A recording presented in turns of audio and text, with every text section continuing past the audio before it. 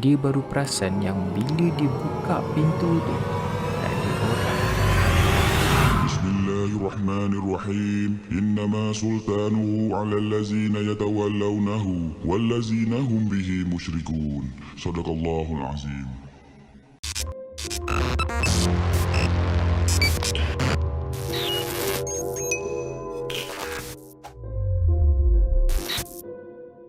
Assalamualaikum. Nama aku Ray. Hari ni aku nak cerita kat korang satu kisah seram yang terjadi dekat keluarga aku sendiri. Okey, sebelum aku mula, jangan lupa like dan subscribe video ni. Terima kasih. Okey, now jom kita start.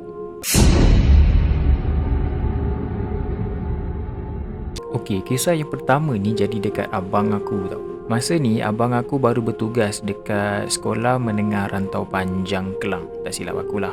Dan masa tu dia baru nak mulakan hidup dia. So abang aku ni dia sewa satu rumah yang usang tapi murah. Rumah tu kalau tak silap aku lah, abang aku cerita yang harga dia dalam 500 ke 400 sebulan. Jadi sangat berbaloi lah untuk abang aku yang baru nak start kerja and baru nak start hidup sebagai cikgu dekat sana. Antara sebab yang abang aku pilih rumah ni juga sebab dia dalam beberapa ratus meter je daripada sekolah dia. Dia share rumah tu dengan dua orang lagi kawan dia yang bekerja dekat area Selangor jugalah. Banyak kali jugalah aku dengan bapa aku dengan mak aku selalulah pergi sana melawat dia kan, lepak kat rumah dia time tu. Abang aku ni dia start mengadu kat mak aku yang dia banyak kali kena ganggu. Antara gangguan yang dia kena, satu malam tu dia tengah buat kerja tau. Dia tengah tanda kertas soalan pelajar dia. Dia rasa dekat dalam bilik dia ada orang berdiri dekat belakang dia. And bila abang aku toleh belakang dia, tak ada apa pun, kosong. Dan malam tu banyak kali ada orang ketuk tingkap bilik dia. Gangguan ni bukan berlaku dekat abang aku je. Dia berlaku dekat kawan-kawan dia sekali. Kawan dia ni tengah lepak tau. Tengah lepak tengok TV dekat ruang tamu lah. Time tu dalam pukul 9 ke 10 malam. Dia dengar dekat pintu depan ada orang bagi salam. Assalamualaikum.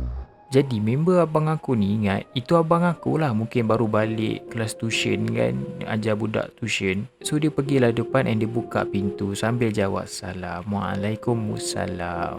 Tapi belum sempat dia habis jawab salam, dia baru perasan yang bila dia buka pintu tu tak ada orang dekat luar. Dan dia dapat rasa yang ada satu angin yang lalu dekat badan dia. Pada mulanya diorang tak endahkan pun gangguan-gangguan ni, diorang biarkan je, diorang tak kisah. Tapi makin lama makin teruk, sampaikan barang-barang abang aku, barang-barang kawan dia hilang. So abang aku pun mengadulah dekat mak aku. Bila dia mengadu tu pun, mak aku pun pergilah jumpa seorang ustaz ni.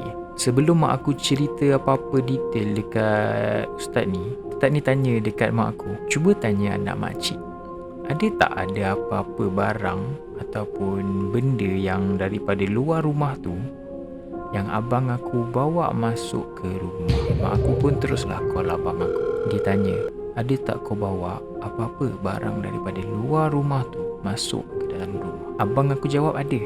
Abang aku cakap dia bawa satu biji lesung batu. Lesung batu tu dia terletak dekat luar pintu belakang rumah tu. Dan lesung batu tu berhabuk habis lah. Tapi abang aku tengok benda tu boleh pakai lagi. So dia pun bujang nak berjimat, tak nak beli baru. Dia pun basuh, kawan-kawan dia pun pakai lah lesung batu tu. Ustaz tu terus cakap dekat abang aku, ambil lesung batu tu, letak balik dekat luar. Sebab apa? Benda tu ada dekat lesung batu tu. Tapi benda ni tak habis dekat situ je. Rumah tu masih ada gangguan. Keadaan makin lama makin teruk lah untuk member-member abang aku dengan abang aku. Kadang diorang sampai dengar suara, bunyi cakap, bunyi macam-macam lah dekat rumah tu. Diorang nak pindah keluar, diorang tak ada duit tau. Sebab time tu memang family aku susah and abang aku pun baru-baru nak hidup. So diorang memang option diorang nak untuk pindah keluar tu susah. Sampailah diorang ni terpaksa panggil seorang ustaz tau untuk datang ke rumah diorang. And pada malam tu, sampai je kat rumah abang aku, ustaz tu turun daripada kereta. Dia berjalan ke rumah abang aku. Abang aku pun dia buka kalau pintu rumah apa semua kan. Dia ajaklah ustaz tu masuk. Tapi ustaz tu cakap, kejap. Ustaz tu dia tengok dekat satu pokok ni tau. Dekat tepi pintu rumah abang aku ni ada satu pokok tau. And pokok tu kecil je, tak besar pun. Dia macam pokok limau lah. Ustaz tu dia pandang pokok tu and mulut dia baca macam-macam. Dan bila dia habis baca, baru dia masuk ke rumah tu. Okay, bila ustaz tu dah masuk, dia pun minta abang aku ni air dan garam. Ustaz ni dia pagar rumah abang aku tu. Korang ingat tak pasal pokok tadi? Dekat belakang pokok tu ada tingkap tau, tingkap rumah abang aku. Masa ustaz tu duduk pagar rumah abang aku dan kawan-kawan dia nampak bayang-bayang pokok tu ada dua. Satu bayang tu adalah bayangan pokok tu, tapi satu lagi bayangan tu adalah bayangan seorang perempuan yang berambut panjang yang kusut. Dan bayangan tu bergerak daripada kiri, kanan. Sementara bayangan pokok yang betul tu tak bergerak langsung. So maknanya tak ada angin apa yang tolak pokok. Kemudian ustaz tu pula yang nampak yang ada dua bayangan dekat tingkap rumah abang aku tu. Dia pun mula baca ayat, dia baca dan slowly dia menghampiri ke arah tingkap rumah abang aku. Sebaik je ustaz tu buka tingkap tu, bayangan kedua tadi hilang.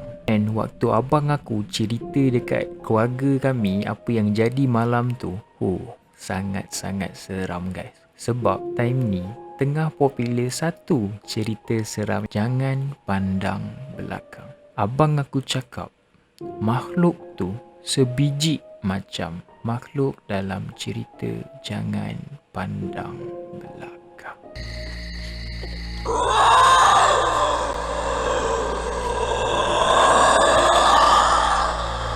Alhamdulillah lepas ustaz tu dah pagar rumah diorang, dah kurang dah gangguan tu, dan diorang pun dapat kumpul duit untuk pindah daripada rumah tu. Okey, itu je kisah untuk video kali ni. Aku harap korang suka dan jangan lupa tekan button like dengan subscribe dekat bawah. Kita jumpa dekat video yang akan datang. Assalamualaikum. Selamat malam.